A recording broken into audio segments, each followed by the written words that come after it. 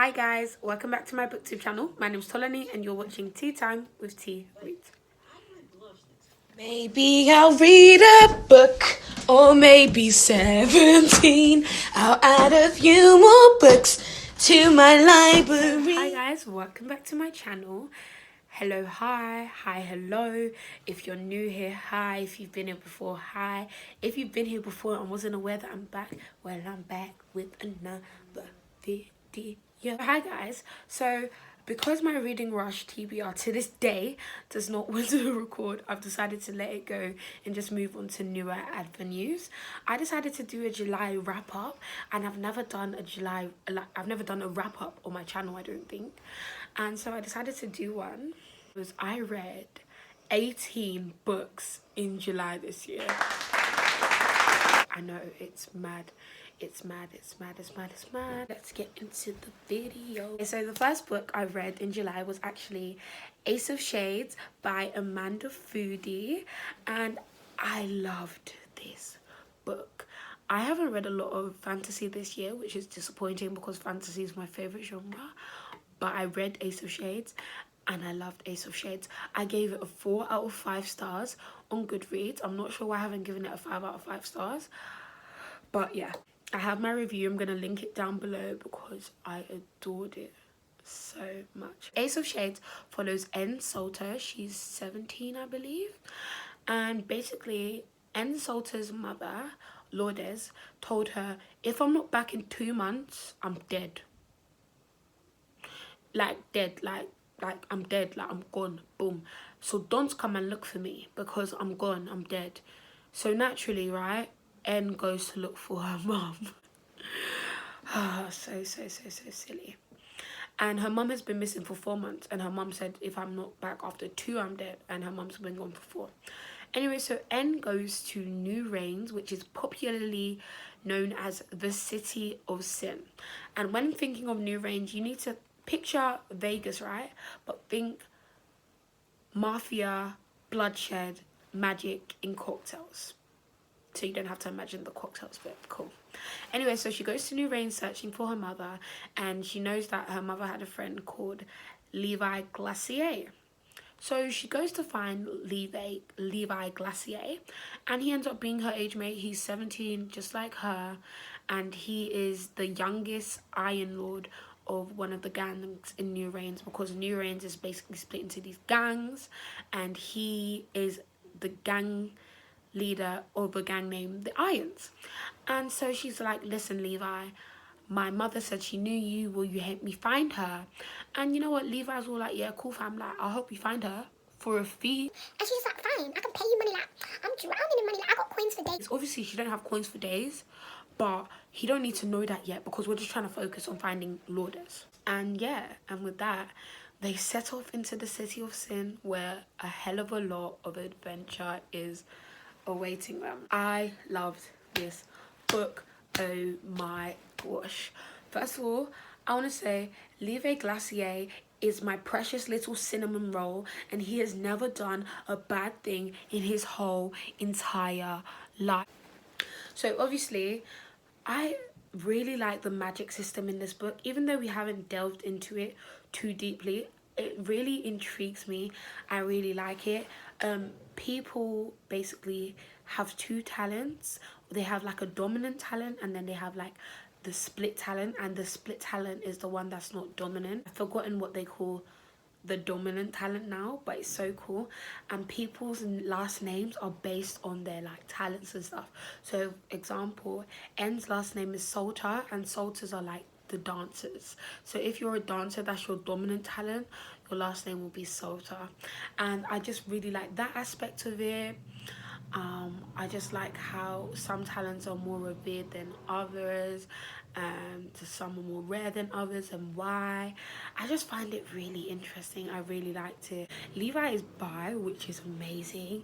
Like, anytime you add a sprinkle of gay to a book, it makes it 10 times better automatically, and it is a scientifically proven fact.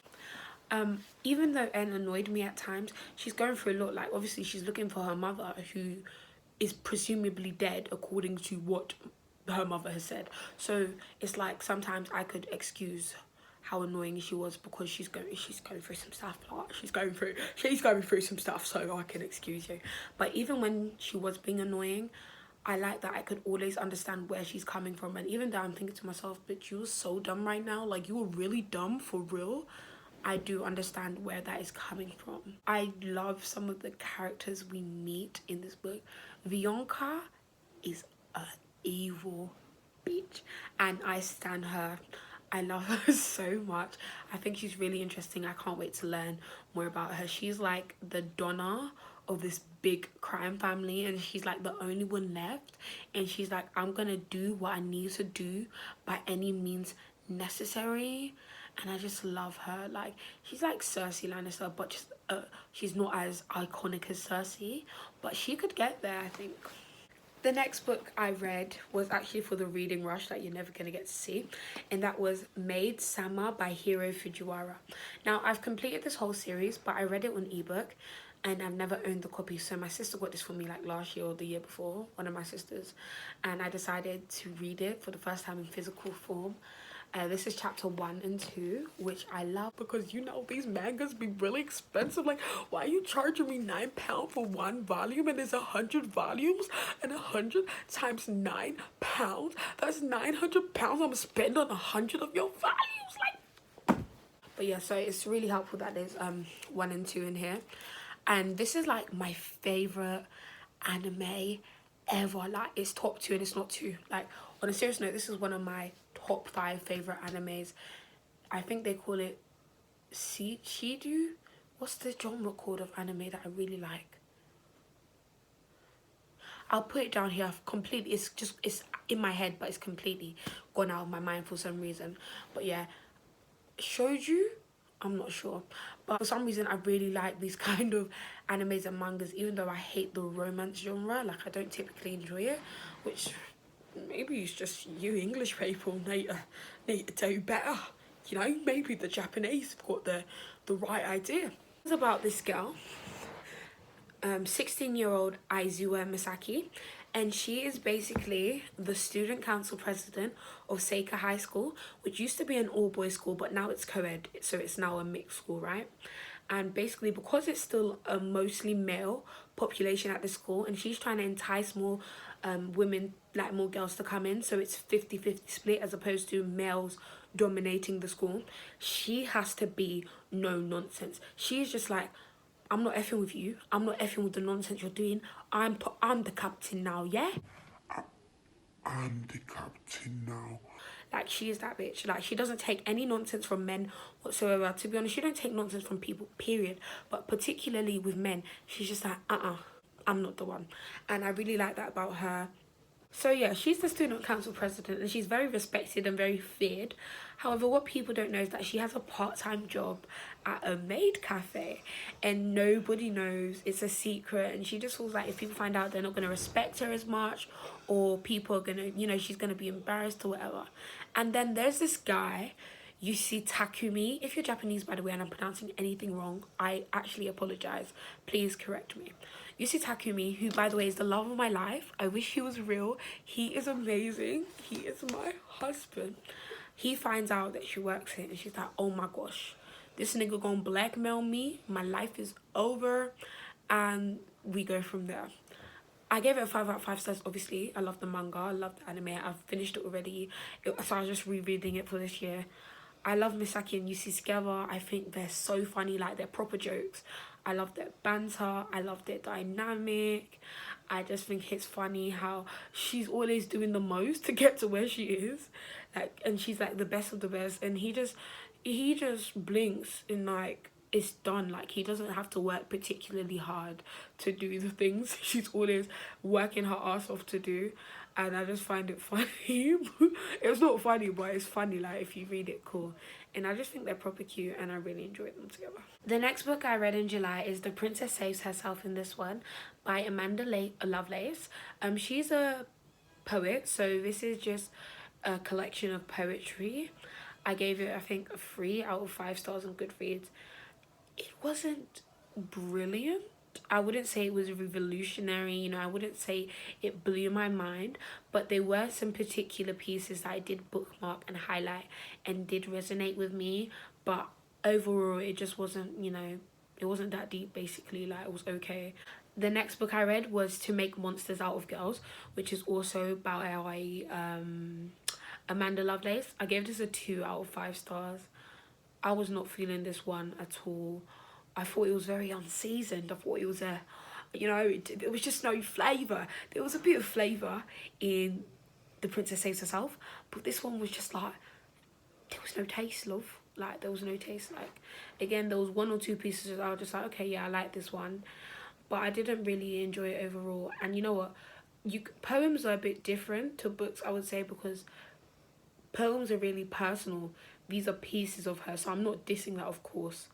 You could tell that they were really honest and they came from a place in her life that she clearly found very difficult, and these poems have helped her to get through it or helped her to make peace with those aspects of her life. And for that, I think that's beautiful. I just personally didn't really enjoy the poems in this one as much as I did with The Princess Saves Herself in this one, and that's okay. Next book I read in July, I've actually read before, but the physical copy only came out this year, and I finally got it. Ghost of the Shadow Market by Cassandra Clare and a whole lot of other authors that I'm just gonna put all over the screen. Okay, so obviously there's about like 100 books now in the Shadowhunter series. There's a lot of books in the series. However, if you are up to date and you've read The Dark Artifices and you are planning to read The Last Hours, and the first book in The Last Hours is Chain of Gold, which is coming out I think early next year because it got delayed because she's working on a lot of stuff right now. I would highly recommend that you read this because it sets up things for The Last Hours and also sets up things for the Wicked Powers. And if you want to see how some of the TDA, the Dark Artifices gang, is doing, then I would say you should read this. And if you're a Kitty stan, Kit and Ty, you definitely want to read the last 2 books, like the last 2 in this, because I love this so much. Out of all the like little collections of short stories we've got, so the Bane Chronicles, Tales from the Shadowhunters Academy, and then now we've got Ghost of the Shadow Market, I definitely think Ghost of the Shadow Market is my favourite, even though it's not fair for me to include the Bane Chronicles because I actually haven't finished the Bane Chronicles, so I'm still not sure, but I really enjoyed this so much, especially the last 2. My kitty heart is hurting. This book got me very excited for The Last Hours because I was excited before, but now that we've met some of the characters we're gonna see in The Last Hours, I was hyped. I'm not gonna lie, I was just like, oh, okay, like I'm ready. There's definitely gonna be some drama. There's definitely gonna be, like, I'm just interested to see how things are gonna play out. I would say if you're like me and you're up to date and you always want to know what's going on like in the Shadowhunters like world, you do need to read this book. The next book I read in July was talked about on BookTube so much, it was so hyped, so I didn't read it, but I read it this year and I loved it, and that was The 7 Husbands of Evelyn Hugo by Taylor Jenkins Reid. Bellissimo. Okay, so obviously this was quite hyped up, and usually with hyped up books, first of all, with anything, even if it's hyped up, I won't do said thing or read said thing until I'm ready. And this year I saw it sitting on Libby and I was like, you know what, I feel like reading this now, so let me borrow it. And I didn't expect to love it as much as I loved it. I adore Evelyn Hugo so much. She is such a complex, compound, nuanced character, and she's a POC, might I add. I loved reading about her. She is amazing. Like, I think she's incredible. I enjoy how unapologetic she is about her actions. She even mentions in the book at one point that I'm not a good person. You know, I just do what I needed to do to get to where I am. And now that I'm here, how can I regret what the younger version of me chose to do to reach her dreams? And I love that about her. She is such a morally grey character, but she is an absolute delight to read about. And I really want to film because I love her. I adore her. Like, she's great, and I need to buy the physical copy ASAP, because this is one that I can tell that I'm gonna reread over and over again. She's just she's a feminist icon.